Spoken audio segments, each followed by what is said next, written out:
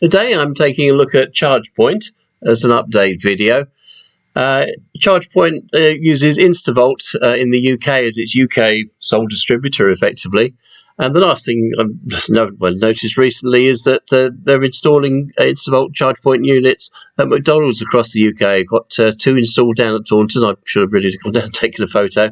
I was there yesterday. And this is a site at Christchurch. So they've got a big rollout contract with McDonald's going on at the moment, which is really great news. So let's have a look in the results and see what's going on. So in terms of turnover, we're seeing a nice steady growth in that, along with the gross profit.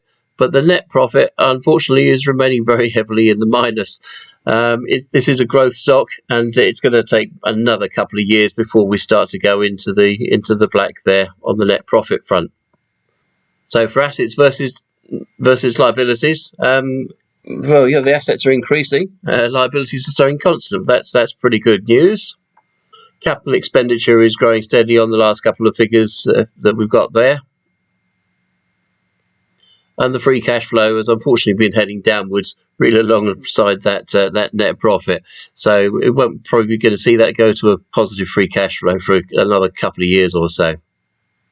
In terms of valuation, Simply Wall Street have got that at fair value of $14 a share, current price $18.47. Simply Wall Street's also pointing out that the cash runway on here is another year and a half or so. And we will need a couple of years to get back into profits. We might see a bit of extra dilution or fundraising coming along, unless they have a really superb year in the coming year. The other factor I thought that was quite interesting on Simply Wall Street was the insider transactions.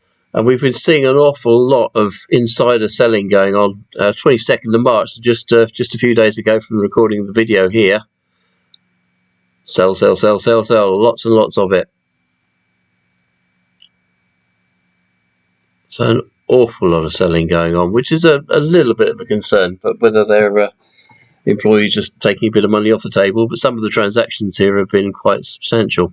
So let's go over to SharePad and have a look at the chart over the last year and a half or so.